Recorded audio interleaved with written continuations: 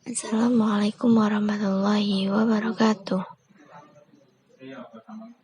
Innalhamdalillah nahmaduhu wa nasta'inuhu wa nastaghfiruh wa na'udzu billahi min syururi anfusina wa min sayyiati a'malina.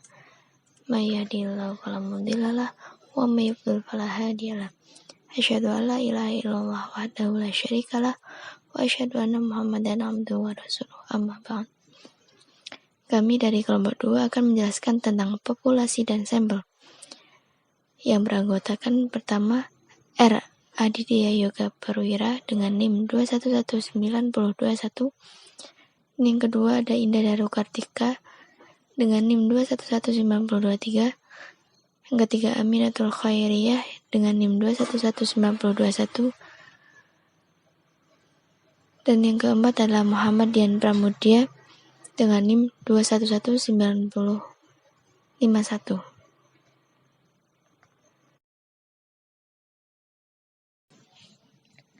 Pengertian populasi. Populasi dalam bahasa Inggris yaitu population, yang berarti jumlah penduduk. Populasi adalah kumpulan dari keseluruhan pengukuran, objek, atau individu yang sedang dikaji. Jadi, pengertian populasi dalam statistik tidak terbatas pada sekelompok atau kumpulan orang-orang, namun mengacu pada seluruh ukuran, hitungan, atau kualitas yang menjadi fokus perhatian suatu kajian. Suatu pengamatan atau survei terhadap seluruh anggota populasi disebut sensus.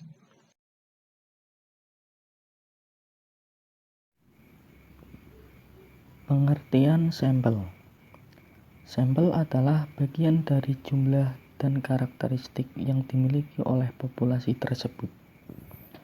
Bila populasi besar dan peneliti tidak mungkin mempelajari semua yang ada pada populasi, misalnya karena keterbatasan dana, tenaga, dan waktu, maka peneliti dapat menggunakan sampel yang diambil dari populasi itu. Apa yang dipelajari dari sampel itu, kesimpulannya akan diberlakukan untuk populasi. Nah, untuk itu, sampel yang diambil dari populasi harus betul-betul representatif atau bersifat mewakili.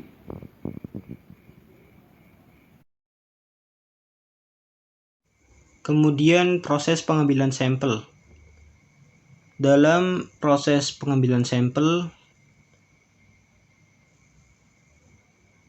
terbagi menjadi beberapa teknik sampling, yaitu sebagai berikut.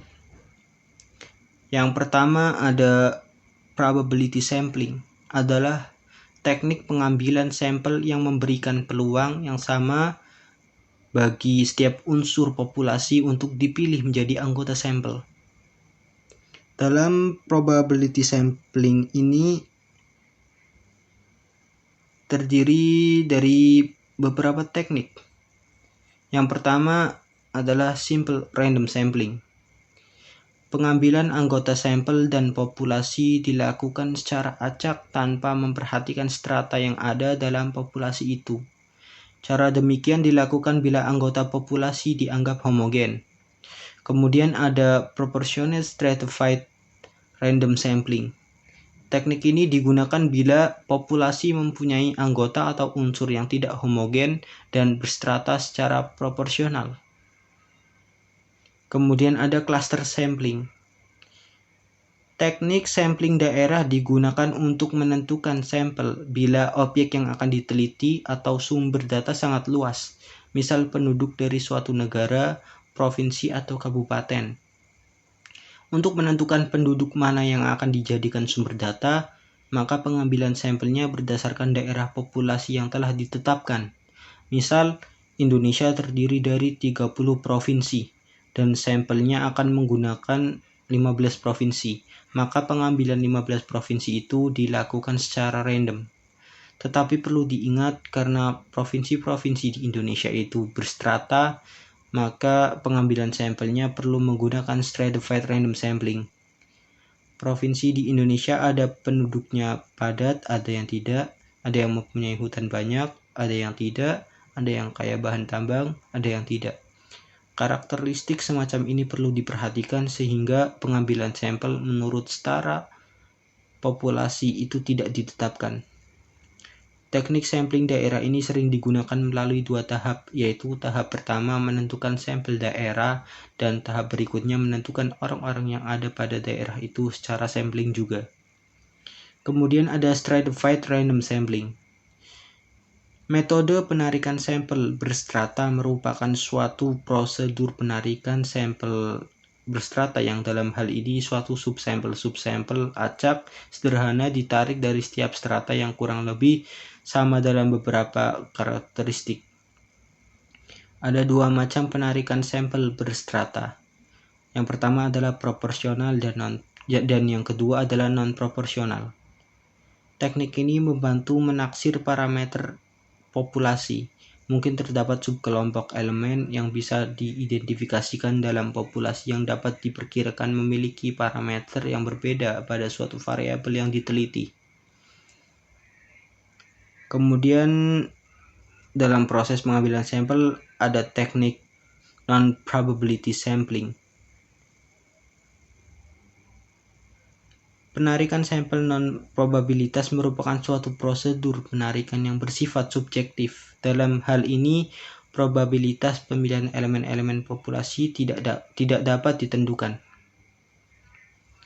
Dalam penarikan sampel non-probabilitas, terdapat beberapa metode di dalamnya.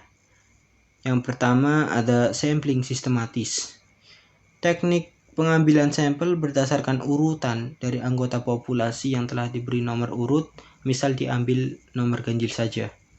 Kemudian ada sampling kuota. Teknik menentukan sampel dari populasi yang mempunyai ciri-ciri tertentu sampai jumlah kuota yang diinginkan. Sebagai contoh, akan melakukan penelitian tentang pendapat masyarakat terhadap pelayanan masyarakat dalam urusan izin mendirikan bangunan. Jumlah sampel yang ditentukan 500 orang. Kalau mengumpulkan data belum didasarkan pada 500 orang tersebut, maka penelitian dipandang belum selesai karena belum memenuhi kuota yang ditentukan.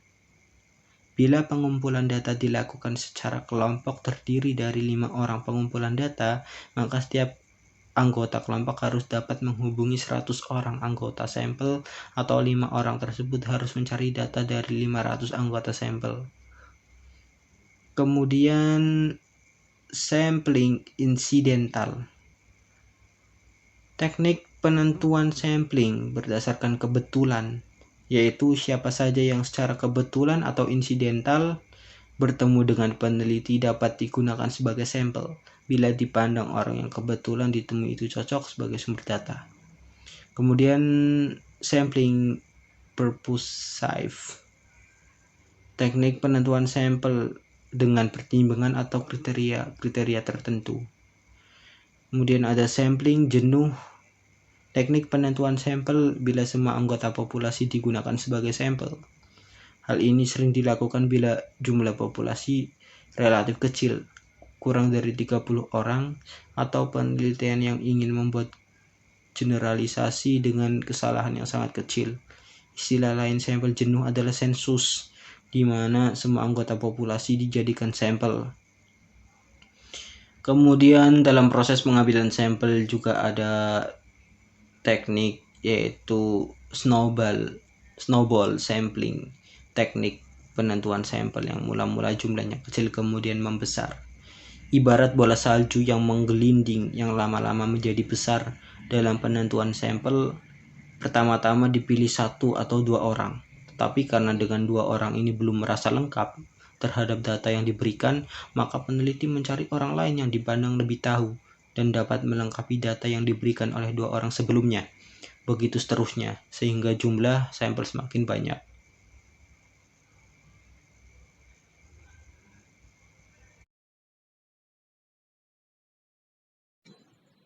Sekian yang dapat kami sampaikan, kurang lebihnya mohon maaf. Billahi fi sabilil haq. Fastabiqul khairat. Wassalamualaikum warahmatullahi wabarakatuh.